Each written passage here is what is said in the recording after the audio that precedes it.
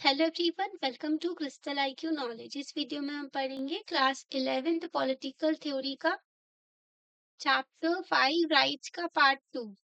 Part first में हमने कई सारी चीजें कवर की थी, तो आप वो देख सकते हैं।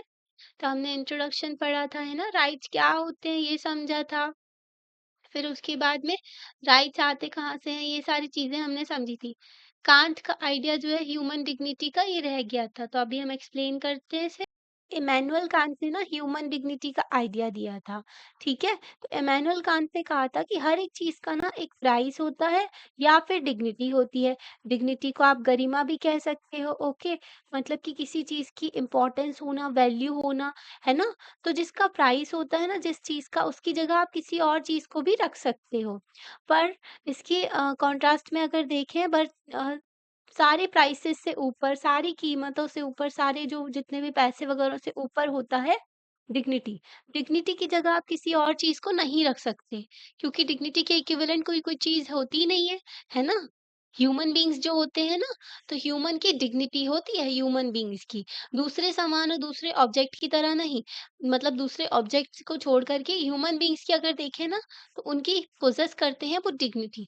तो हमारे आर्टिकल 21 में भी बोलते हैं ना, right to life and liberty. ठीक है, right to life with dignity, ये बोला जाता है आर्टिकल 21 में भी, है ना। तो डिग्निटी होती है ह्यूमन बीइंग की। वे वो जो लोग होते हैं ना, वो अपने आप में ही वैल्यूएबल होते हैं। मतलब इंसान जो है ना, वो अपने आप में ही एक वैल्यूएबल होते हैं। ओके, उनकी इम्पोर्टेंस होती है ना। तो जैसे कि इमैनुअल कांट ना स्लेवरी के अगेंस्ट भी बोलते हैं कि जो है, आप एक इंसान को स्लेव की तरह ट्रीट नहीं कर सकते। ओके, जरिए की तरह आप ट्रीट नहीं कर सकते कि आप उसका यूज करके जो है अपना प्रॉफिट कमा रहे हो, फ़ायदा कमा रहे हो, है ना? किसी को एक्सप्लॉइट करके। हर एक इंसान की ह्यूमन डिग्निटी होती है, उनकी रिस्पेक्ट होती है, उनकी वैल्यू होती है। इमैनुअल कांट के लिए, जो कि जर्मन फिलोसोफर थे एक, तो इमैनुअल कांट के लिए जो आइडिया है ना, उसका बहुत डीप मीनिंग है, जो ह्यूमन डिग्निटी का। इसका मतलब होता है हर पर्सन जो है उसकी डिग्निटी होती है और उनको ट्रीट करना चाहिए by virtue of being a human. तो वो ह्यूमन है, इसलिए उनको वैसे ट्रीट करना चाहिए, है ना? मतलब कि सभी लोगों को इक्वल रिस्पेक्ट दो। आप ऐसा नहीं कर सकते किसी को डिसरिस्पेक्ट कर रहे हो बिकॉज़ ऑफ वो किसी और कास्ट से बिलॉन्ग करते, किसी और रिलीजन से बिलॉन्ग करते या फिर किसी और जेंडर से बिलॉन्ग करते, है ना? एक पर्सन जो है वो अनएजुकेटेड भी हो सकता है, चाहे वो बना बिना जो पढ़ा लिखा हो या फिर वो गरीब हो या फिर उसके पास में पावर नहीं है। पर वो जो अगर चाहे वो डिसहॉनेस्ट भी हो, ठीक है? वो झूठ बोलता हो, वो गलत काम भी करता हो, वो इमोरल हो, मतलब कि वो बेईमान भी हो सकता है ना? और जो अनैतिक हो, मतलब उसके लिए मॉरल्स कुछ नहीं है, सही-गलत कुछ नहीं होता, उसको जो मन करता वही कर रहा है वो। पर जो है ह्यूमन बीइंग जो है वो डिज़र्व करते हैं कि उनको मिनिमम डिग्निटी दी जाए, कुछ ना कुछ डिग्निटी दी जाए, है ना? मतलब कि जैसे हमारे यहाँ प्रिज़न्स में ना जेल होते हैं, वहाँ पर लोगों को बहुत बुरी तरीके से ट्रीट किया जाता है, ठीक है? भरे पड़े हैं सब जेल में। तो जो बाहर जो नीरव मोदी हो गए, विजय माल्या हो गए, वो पैसा लूट के गए ना, वो कहते हैं कि इंडिया में जो है उनको जो है बहुत ही गलत तरीके से ट्रीट किया जाएगा, इसलिए इंडिया में उनको वापस नहीं आए। वो अपील करते हैं वहाँ की गवर्नमेंट से, फॉरेन गवर्नमेंट से, है ना? तो बोलते हैं कि ह्यूमन डिग्निटी के साथ में वहाँ पर ट्रीट नहीं किया जाता, वहाँ पर ह्यूमन राइट्स का वायलेशन होता है। इस तरीके के वो तथ्य देते हैं। तो यहाँ पर वही बात की जा रही है कि मिनिमम ह्यूमन डिग्निटी के साथ आप ट्रीट करो इंसानों को। काम के लिए ना ह्यूमन डिग्निटी के साथ ट्रीट करना लोगों को, तो मतलब कि मोरली ट्रीट करना, मतलब उनके साथ में रिस्पेक्टफुली पेश आना, ठीक है? उनके साथ में ऐसा नहीं है कि उनकी डिसरिस्पेक्ट की जाए, है ना? मिनिमम डिग्निटी तो एटलीस्ट हर कोई डिज़र्व करता है। ये जो आइडिया है, ये क्या बन गया, जो स्ट्रगल करते थे ना against social hierarchies and human rights के लिए, तो उनके लिए एक रिलाइंग पॉइंट बन गया ये आइडिया। मतलब कि कांट के आइडिया को हर जगह कोट किया जाता है कि कांट बोलते थे कि ह्यूमन डिग्निटी के साथ में ट्रीट किया जाना चाहिए, है ना? तो जो लोग जो ह्यूमन राइट्स के लिए जो आवाज़ उठाते हैं, और सोशल हायरार्कीज़ नहीं ऊँच-नीच हो रही है बहुत ज़्यादा, तो जो ऊँच-नीच होती है ना, कुछ लोग अपने आप को सुपीरियर समझते हो, दूसरों को इन्फीरियर, तो उसके अगेंस्ट ये सारी चीज़ें बोली जाती। तो ये जो कांट का व्यू है ना, तो ये क्या कहलाता है, what is called the moral conception of rights. तो कांट का व्यू रिप्रेजेंट करता है मोरल कंसेप्शन ऑफ राइट। इसका मतलब है कि इसमें लीगली वैक नहीं कर रहे हो, लीगल तो लॉ के थ्रू हो जाता है ना? और यहाँ पर आपकी समझदारी है, आपको पता होना चाहिए दूसरों का भी जो राइट होते हैं, है ना? दूसरों के भी कुछ अधिकार होते हैं, तो उनके अधिकारों का वायलेशन ना करें, रिस्पेक्टफुली ट्रीट करें उनको, है ना? और गुडनेस के साथ में काम करें, है ना? काइंडनेस हो, तो ये सारी चीज़ें 2 आर्गुमेंट पे बेस्ड होती हैं ये चीज़ें। फर्स्ट तो ये है कि आपको जैसे आप ट्रीट कर मतलब कि आप जिस तरीके से ट्रीट होना चाहते हो ना, जैसे आपसे लोग बात करें आप ये चाहते हो, तो आपको भी वैसे ही दूसरों से ट्रीट करना होगा। मतलब कि आप चाहते हो कि लोग आपसे बहुत अच्छे से बिहेवियर करें, है ना? आपसे अच्छे से बात करें, तो आपको भी वैसा ही करना होगा। सेकंड चीज़ होती है कि हमें ये श्योर करना होगा कि हम किसी और पर्सन को जो है मीन्स ना बनाएँ अपने एंड्स को अचीव करने के लिए। मतलब कि पहले क्या होता था, एक इंसान को आपने क्या बना लिया, स्लेव बना लिया, है ना?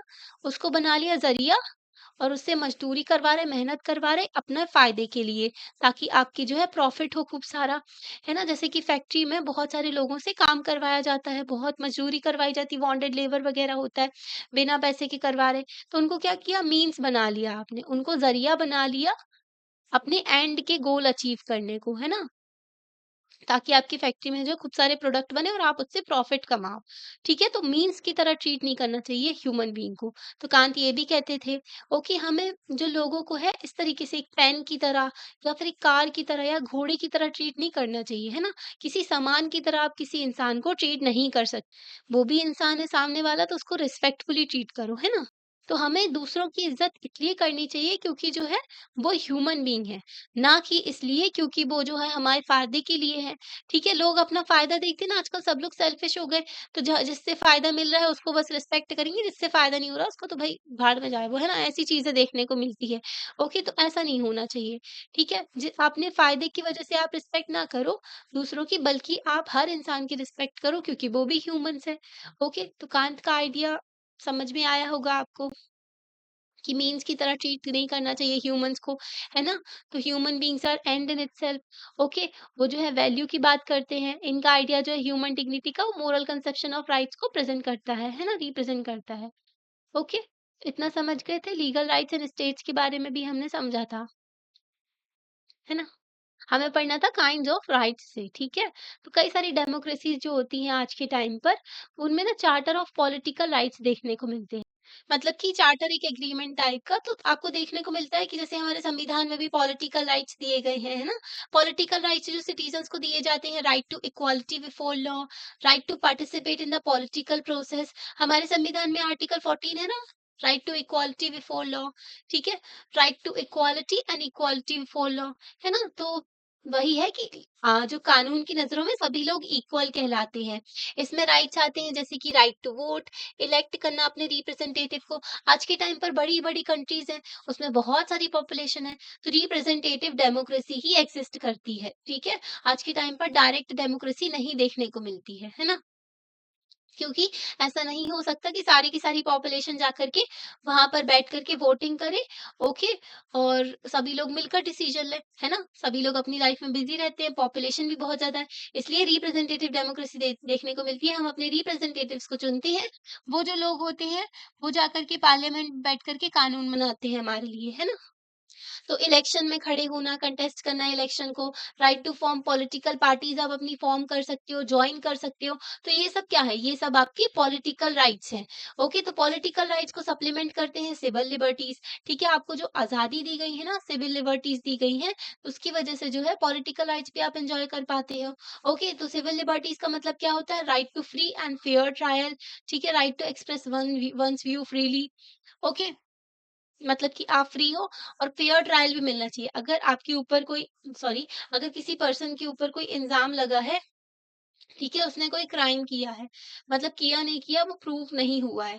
तो जब फेयर ट्रायल होगा, जज इंडिपेंडेंट होंगे, ठीक है, पुलिस प्रॉपर तरीके से काम कर रही है, इन्वेस्टिगेटिंग ऑफिसर प्रॉपर तरीके से काम कर रहे हैं, फेयर ट्रायल हो रहा है ना? फिर उसके बाद में जो है अगर उसने प्रूव हो जाता है कि वो गिल्टी है, तो उसको पनिशमेंट मिलेगी, नहीं होता है प्रूफ, तो उसको जो है बाइज्जत बरी किया जाता है ना? आप अपने जो है व्यूज़ एक्सप्रेस कर पाओ अगर आपको लगता है ना?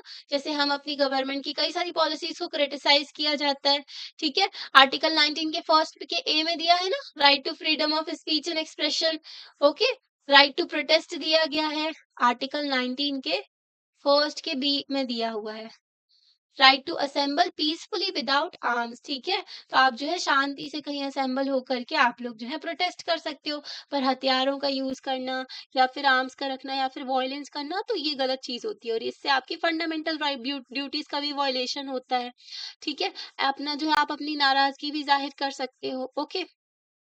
तो कलेक्टिवली सिविल लिबर्टीज और जो पॉलिटिकल राइट्स होते हैं ना, ये बेसिस है डेमोक्रेटिक सिस्टम ऑफ गवर्नमेंट के। तो डेमोक्रेटिक सिस्टम, डेमोक्रेसी अच्छे से फंक्शन कर पाती है जब जो सिविल लिबर्टीज दी जाती हैं, अभी हमने जो अधिकार पढ़े ये सारे, और जो पॉलिटिकल राइट्स दिए जाते हैं तभी।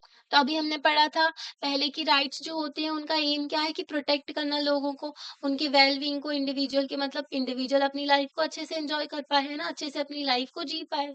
जब हमारे पास पॉलिटिकल राइट होते हैं ना, सिविल लिबर्टीज होती है, तो हम क्या कर पाते हैं, अपना जो भी डिसकंटेंट होता है भाई, कि हम डिसेंट, सॉरी, तो मतलब चीजें हैं जो भी, तो हम जो है गवर्नमेंट को बता पाते हैं कि ये पॉलिसी आपकी ठीक नहीं है, प्रोटेस्ट कर पाते हैं चीजों को, है ना। तो पॉलिटिकल राइट्स जो है कंट्रीब्यूट करते हैं कि गवर्नमेंट जो है अकाउंटेबल हो सके जनता के लिए। हम वोट देते हैं, ठीक है, अगर गवर्नमेंट कुछ गलत करती है तो उनको वोट नहीं देते हैं, फिर जो रिप्रेजेंटेटिव होते हैं ना, उनको हम वोट नहीं देते हैं, फिर वो जो है वो हार जाते हैं इलेक्शन। और क्या करते हैं पॉलिटिकल राइट्स, जो इम्पोर्टेंस देते हैं ज्यादा, कि इंडिविजुअल की कंसर्न को, उनकी प्रॉब्लम्स को, ओवर द रूलर्स, रूलर्स की नहीं, इंडिविजुअल के ऊपर फोकस होता है यहाँ पर। Democracy is all about the peoples, है ना। तो डेमोक्रेसी में जनता ही का होता है सब कुछ, ओके। तो इंश्योर करते हैं कि सारे के सारे पर्सन्स को अपॉर्चुनिटी मिले कि वो इन्फ्लुएंस कर सके डिसीजंस ऑफ द गवर्नमेंट, ठीक है। गवर्नमेंट अगर कुछ गलत करती है तो उनके खिलाफ बोला जाता है, उनको क्रिटिसिज्म होता है, गवर्नमेंट भी डरती है। आप देखो जनता जो है उनको क्या चाहिए, रिजर्वेशन, रिजर्वेशन पे खेलते रहते हैं। वो लोग फोकस ही नहीं करते कि एजुकेशन अच्छी होनी चाहिए, हेल्थ अच्छी होनी चाहिए। कहीं भी इलेक्शन होते ना, आप देखना पॉलिटिकल पार्टीज के वादे देखना, और जनता उसके ऊपर वोट भी करते हैं लोग, ठीक है। उनको लगता ही नहीं है कि वो लोग किस चीज पे फोकस कर रहे हैं। उनको हेल्थ और एजुकेशन, इन सारी चीजों पे अगर गवर्नमेंट बोले तो आप इन पे फोकस करो, है ना कि जो है इन सब चीजों पे, ठीक है।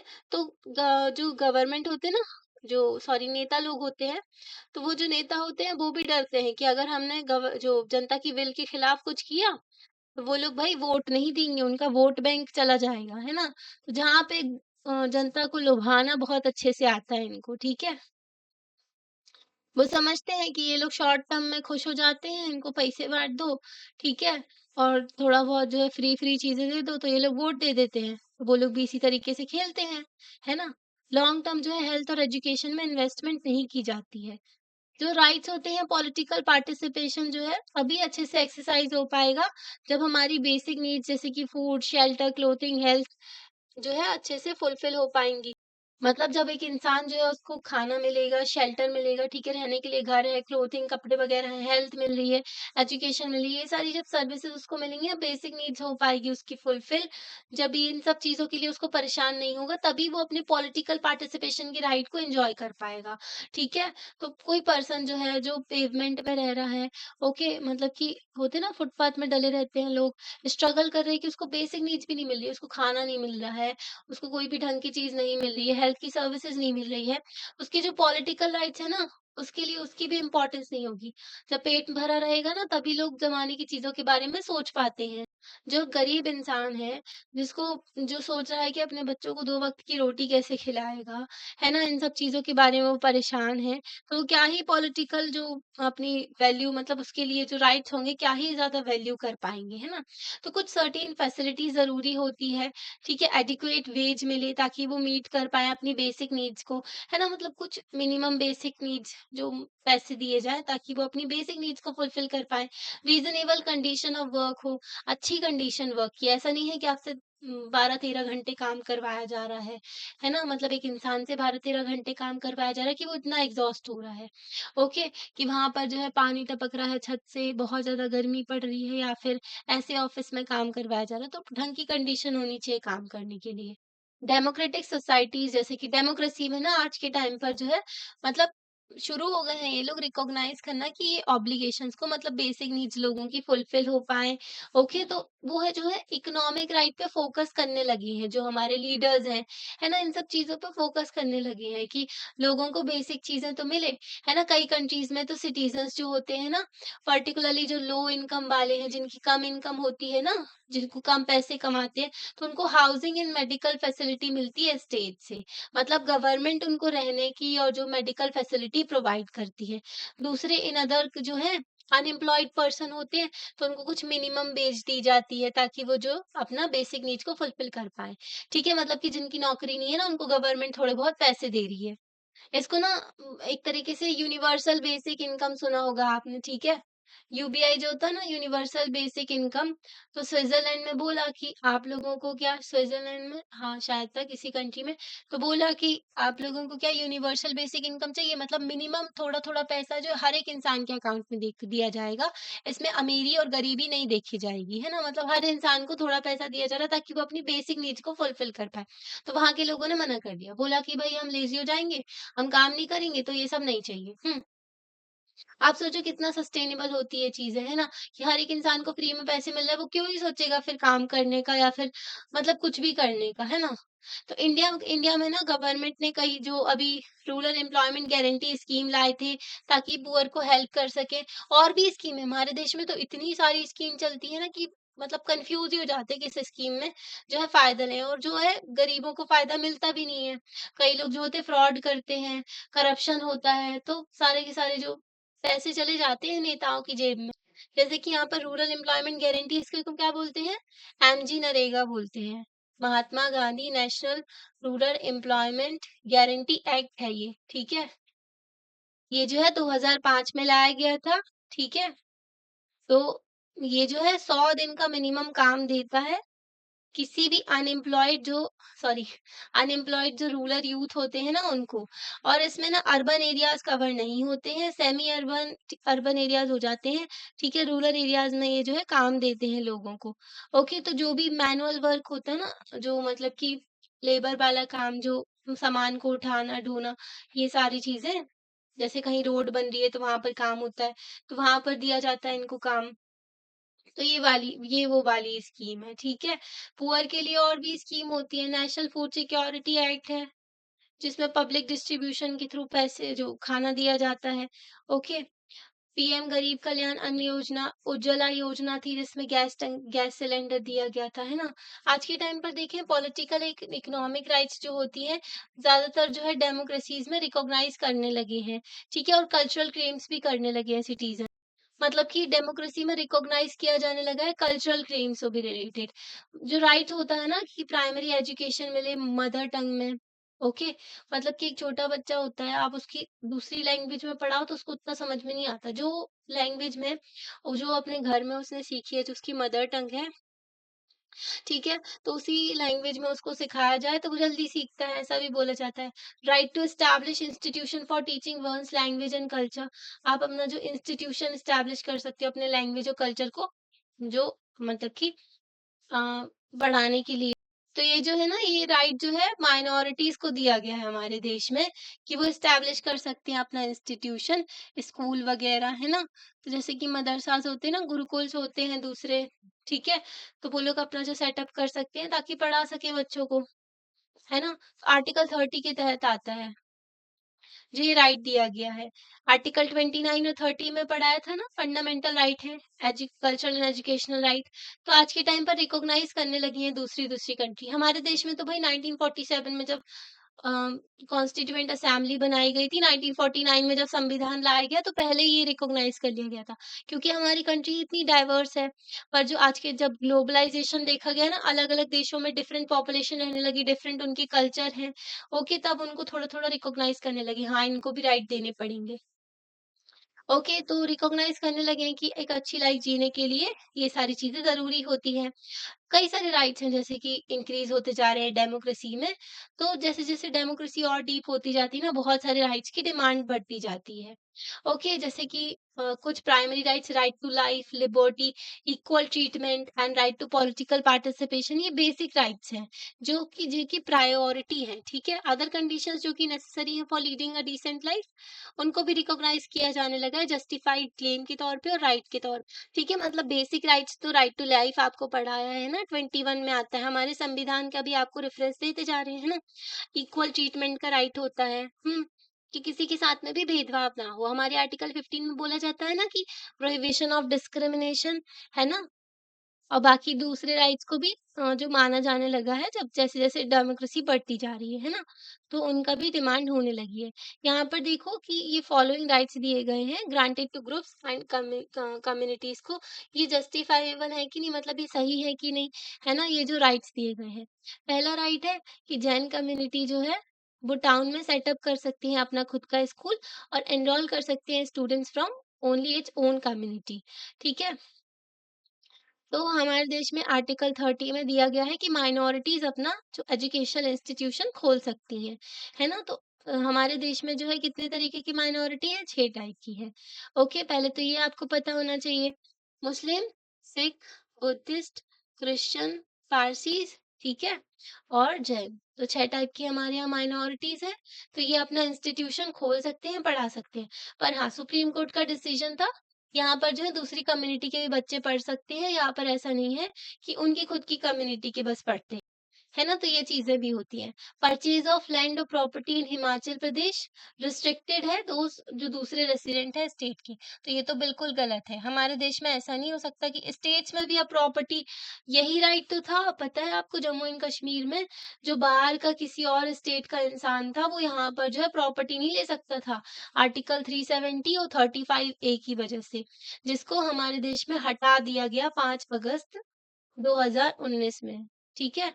मतलब जम्मू एंड कश्मीर में ये जो प्रोविज़न है इसको हटा दिया गया क्योंकि ये बहुत डिस्क्रिमिनेटरी था। ये जो है, इससे जो है, इसकी वजह से एक अलग तरीके से जो राइट्स दिए गए थे जम्मू एंड कश्मीर वाले रीजन को। तो यहाँ पर बोला गया है कि कहीं और पे आप रहते हो तो आप जो है हिमाचल प्रदेश में प्रॉपर्टी नहीं खरीद सकते, ऐसा नहीं हो सकता, ठीक है? तो ये जो है डिस्क्रिमिनेशन हो जाता है फिर, ओके? तो principle of coed coed college जो है इश्यू किया एक सर्कुलर, कि कोई भी गर्ल्स जो है वियर नहीं करेंगी कोई वेस्टर्न ड्रेस, ठीक है? जो प्रिंसिपल है कोएड कॉलेज के। वैसे तो कॉलेजेस अगर देखें ना, और जो स्कूल्स हो गए उनमें उनकी खुद के ड्रेस कोड होते हैं, ओके। हाँ, जो हमारे स्टेट में भी कॉलेज है जहाँ पर जो है सिर्फ कुर्ती वगैरह पहनना अलाउड है। तो जो कॉलेजेस होते हैं ना, उनके खुद के रूल्स होते हैं, स्कूल से भी खुद के रूल्स होते हैं, है ना? पंचायत है हरियाणा में, उन्होंने डिसाइड किया है कि बॉय एंड गर्ल जो है डिफरेंट कास्ट के, वो मैरी नहीं कर मी मैरिड, जो कि हु मैरिड ईच अदर, उनको अलाउ नहीं किया जाएगा कि वो विलेज में रह सकते हैं। ये भी गलत है हरियाणा में, ठीक है? तो खाप पंचायत वगैरह होती है, उनके डिसीजंस बहुत ही ज़्यादा डिस्क्रिमिनेटरी होते हैं, है ना? वहाँ पे कई सारे जो शादी वगैरह कर लेते हैं, उनकी जान भी चली जाती है ना? तो ये गलत है, हमारे कानून के भी खिलाफ है। ओके, तो अभी देखते हैं राइट्स एंड रिस्पॉन्सिबिलिटीज़ के बारे में। राइट्स जो होते हैं ना, सिर्फ़ ऑब्लिगेशन नहीं लगाते हैं स्टेट के ऊपर कि एक तरीके से वो काम करें, ठीक है? उसके साथ-साथ जो है वो इंश्योर भी करते हैं कि सस्टेनेबल डेवलपमेंट हो पाए। बट ये जो है ऑब्लिगेशन लगाते हैं हमारे ऊपर भी। मतलब जो है राइट्स क्या हुए, हमारे ऊपर भी ऑब्लिगेशन लगाते हैं, ठीक है? और स्टेट के ऊपर भी लगाते हैं, इंडिविजुअल के ऊपर भी और स्टेट के ऊपर। मतलब कि ड्यूटी आपको ये करना ही पड़ेगा, ओके, एक रिस्पॉन्सिबिलिटी के तौर पे। तो स्टेट का तो काम होता ही ये है ना कि इंडिविजुअल के राइट का वायलेशन ना करे, ओके, और सस्टेनेबल डेवलपमेंट करे, अच्छे से चीज़ों को लेकर के चले। पर लोगों का भी ये रिस्पॉन्सिबिलिटी होती है ना? फर्स्ट चीज़ तो होती है कि वो कंपेल जो है, वो जो है हमें फ़ोर्स करते हैं कि हमें सिर्फ़ अपने ही पर्सनल नीड्स और इंटरेस्ट के बारे में, अपने फ़ायदे अपने बारे में, ठीक है, आप सोच रहे हो, पर आपको डिफेंड करना है कुछ चीज़ों को जो कि सभी लोगों के लिए अच्छी होती है ना? जैसे कि ओज़ोन लेयर को प्रोटेक्ट करना। हमारे देश में अगर आप देखोगे पेड़ काटे जाएँगे तो सबका नुकसान होगा, है ना? एनवायरनमेंट का नुकसान होगा, हमें अच्छी एयर नहीं मिलेगी, वाटर जो है ढंग से प्यूरिफाई नहीं हो पाएगा, बायोडायवर्सिटी खत्म होती जाएगी, है ना? तो कई सारी प्रॉब्लम्स होंगी। तो ये तो गलत बात है ना, क्लाइमेट को भी अफेक्ट पहुँचेगा। मतलब कि क्लाइमेट चेंज वाला इश्यू और बढ़ता जाएगा। ओके, तो सभी लोगों के भले के लिए इसको साथ में आना चाहिए, है ना? और प्रोटेक्ट करना चाहिए और ट्रीज़ लगाने चाहिए। तो प्रोटेक्ट करना ओज़ोन लेयर को, मिनिमाइज़ करना एयर एंड वाटर पॉल्यूशन को नहीं करना चाहिए, पानी को वेस्ट नहीं करना चाहिए, उसको पॉल्यूट नहीं करना चाहिए। मेंटेन करना चाहिए ग्रीन कवर, प्लांट करने चाहिए न्यू ट्रीज़, है ना? तो पेड़ लगाने चाहिए, प्रिवेंट करना चाहिए कि जो फॉरेस्ट वगैरह है उनको काटा ना जाए। मेंटेन करना, इकोलॉजिकल बैलेंस बना कर के रखना थिंग जो चीज़ों का जो एसेंशियल है हम सभी के लिए।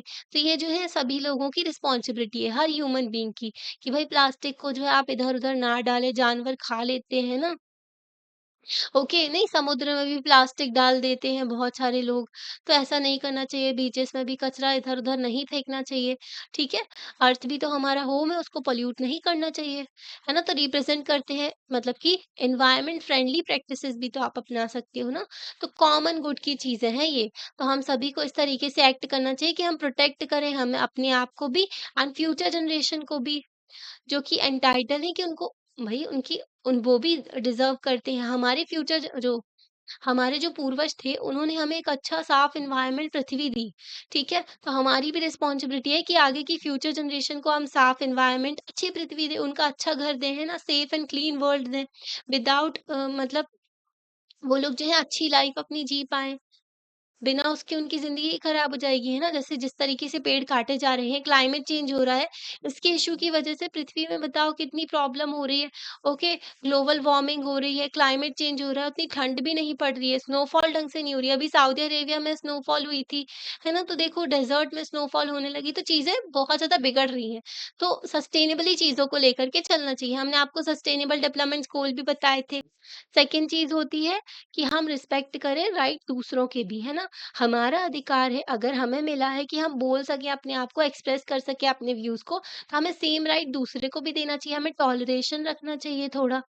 अगर आप नहीं चाहते कि आपकी लाइफ में कोई इंटरफेयर करे, है ना? जैसे कि आप क्या चॉइसेस चाहते हो, मतलब आपकी जो चॉइसेस हैं, उसमें कोई इंटरफेयर ना करे, आप कौन से कपड़े पहनना चाहते हो, कौन-सा म्यूज़िक सुनना चाहते हो, तो आपको भी किसी की लाइफ में इंटरफेयर नहीं करना चाहिए। जो आप एक्सपेक्ट करते हो दूसरों से, है ना? वही चीज़ आपको भी दूसरों को देनी चाहिए, है ना? कि आप कोई चॉइस लेते हो, तो आप में अगर कोई इंटरफेयर ना करे, तो आप भी दूसरों की चॉइसेस में इंटरफेयर ना करो। आपको दूसरों को जो है फ्री छोड़ देना चाहिए कि वो अपनी पसंद का म्यूज़िक सुन सके, अपने पसंद के क्लोथ्स पहन सके, है ना?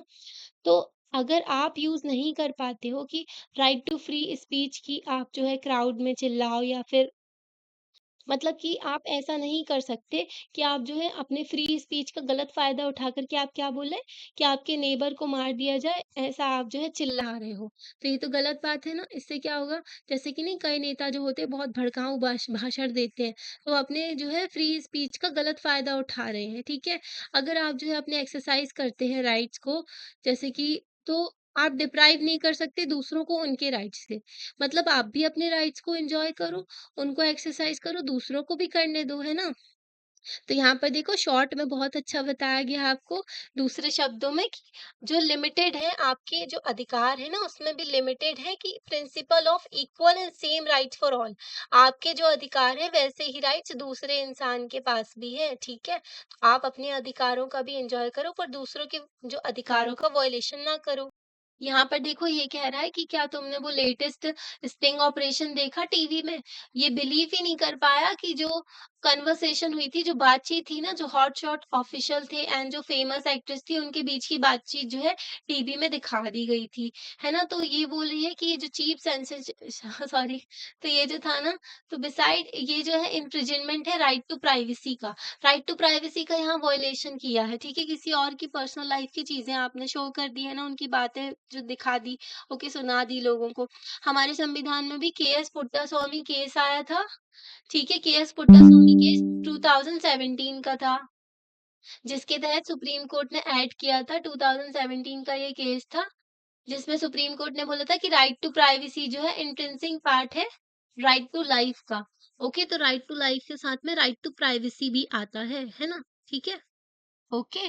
तो सेंसेशनलिज्म है ये। ओके। तो सेंसेशनलिज्म का मतलब होता है कि एक स्टोरी वगैरह या फिर कोई न्यूज़ है उस तरीके से प्रेजेंट करना कि लोग जो है उससे बहुत ज़्यादा जो है पब्लिक का इंटरेस्ट जनरेट हो, है ना? तो आजकल किया जाता है इस तरीके की चीज़ें। थर्ड चीज़ होती है हमें बैलेंस करना होगा अपने राइट्स को, जो है वो कॉन्फ्लिक्ट ना करें, ठीक है? दूसरों के साथ भी और कॉन्फ्लिक्ट में ना आए। मतलब कि वो कॉन्फ्लिक्ट में आए तो जब कॉन्फ्लिक्ट में ना आए, ठीक है?